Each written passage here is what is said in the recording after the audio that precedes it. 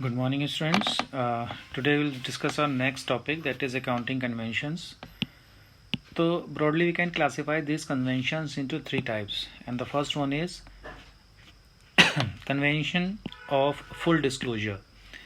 The name itself suggests full disclosure means everything should be fully disclosed. Every transaction which is of financial nature, that should be disclosed in the books of accounts. Nothing should be hidden. Okay, so this conventions requires that all significant information relating to the economic affairs of the enterprise should be completely disclosed, or in other words, there should be a significant disclosure of information which is of material request to the users of financial statements, such as proprietors, present and potential creditors, investors, and others. It means every information that is having a significant affairs of the enterprise, so that should be completely disclosed. ऐसा हो सकता है कि some information are very much important for the accounting users like proprietors and creditors and investors, governments. We have already discussed about the accounting users. Okay, so these are the convention of full disclosure, and according to this convention, the concept of contingent liability is applied. And what is contingent liability? The liability that may take place in coming future, means that the liability that are not fixed. It may be happen, it is required to be paid or not to be paid. Okay, for instance, a claim of a very big sum pending in a court of law against the enterprise should be brought to the notice of the users of the financial statement, otherwise the statement would be misleading. This means the case is under court. Okay, it is pending in the court, and it is quite possible that the enterprise may win the case, or it is not required to pay any liability for that case, and it is also quite possible that the business has to pay some amount for this. So this contingency should be brought into the notice of all the users of accounting information. That's why the principle of full disclosure is applied here. Sometimes a question is coming in the examination that give one example of why, या फिर the question comes like that, okay, what do you mean by the convention of full disclosure, give one example of that. ठीक है, तो आप उसको उस तरह से करोगे. Okay, the next is convention of materiality. Actually, this is the contradiction of the first principle. I mean, the principle of convention of full disclosure.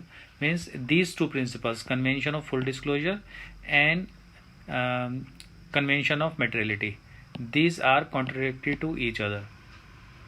Means according to convention of materiality, it means only significant and important information that are very important for the business should be recorded in the books of accounts, and irrelevant information, or the information that has a little use, that can be left or merged into the other transactions. So one principle is saying that everything should be fully disclosed, and the other principle is saying what, the information which has less significant, that can be left or that can be merged into other transactions. ठीक है, तो we are studying this convention, the convention of materiality. This convention is an exception to the convention of full disclosure. According to this convention, items having an insignificant effect or being irrelevant to the user need not to be disclosed.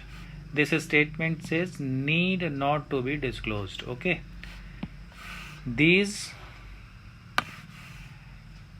unimplement items are either left out, या तो आप उनको छोड़ दीजिए, और merge with other items.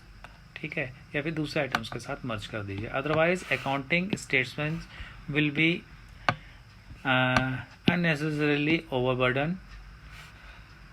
इसका मतलब है बच्चों के there are so many transactions are there in the business every day means it depends upon the nature and the size of the business. If the business is very large or huge, so many every day so many transactions takes place. So sometimes it is not good to enter even the very small transaction in the books of accounts. Okay, so these transactions are either it should be left or it should be merged with other items. Sometimes you must have heard general expenses.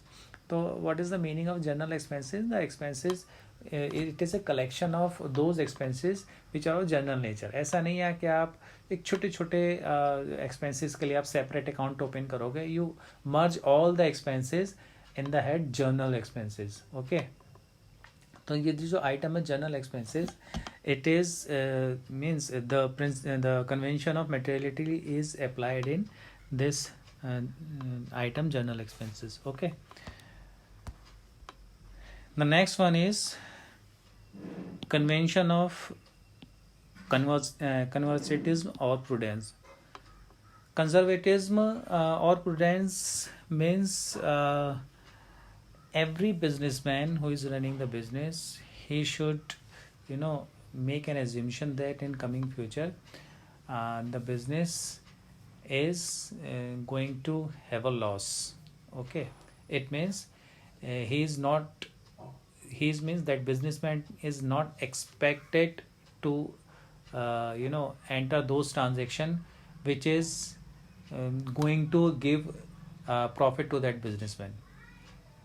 अगर उनको उसको लगता है कि कोई किसी transaction से profit होने वाला है तो he is not required to enter this transaction in the books of accounts. यानी ऐसी ट्रांजेक्शंस जिनसे देखकर ये लगता है कि हाँ हमें इसमें फ्यूचर में we are going to get some benefit out of this, तो this transaction will not be recorded in the books of accounts. और उसके opposite if any transaction is like आपको लगता है कि it is going to give any loss to the business, तो this type of transaction will be recorded in the books of accounts. Okay, तो according to this convention,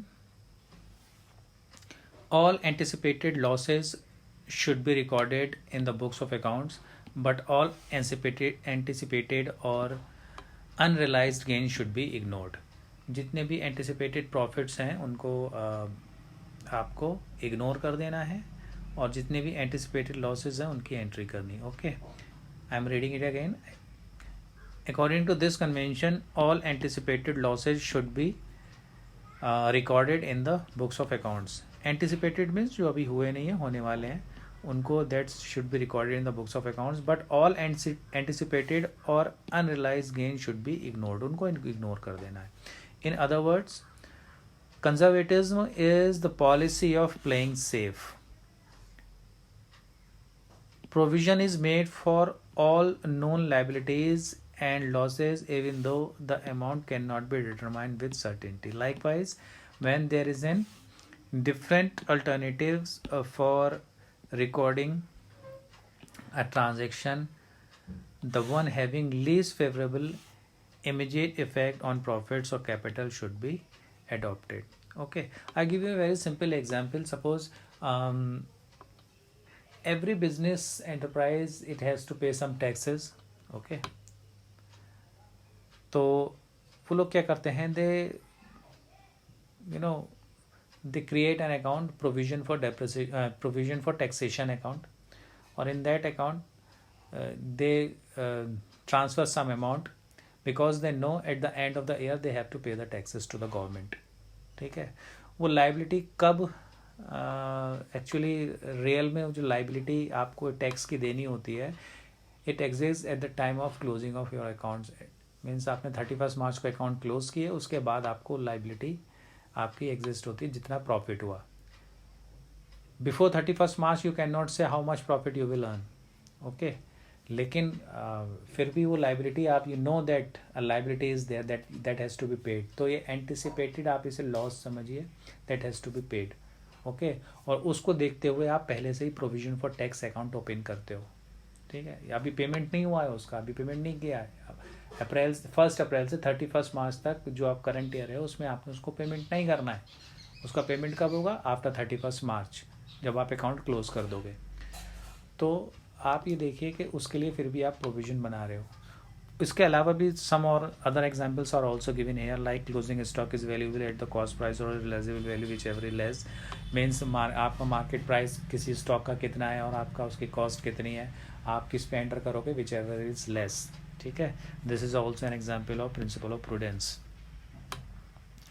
उसके बाद some effects are also given here, effect of convention of conservatism, इसके क्या effect पड़ेंगे इसके, तो 2 effects are given here, that is profit and loss account will disclose lower profits in comparison to the actual profits, यानी profit जो है आपके low हो जाएंगे।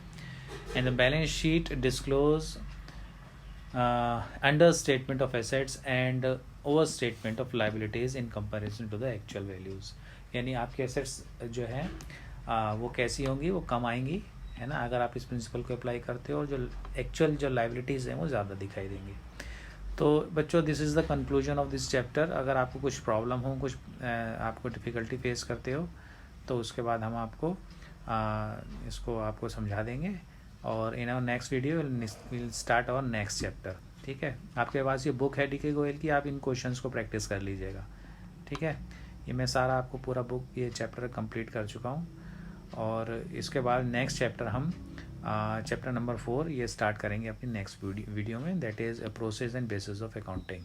थैंक यू बच्चों।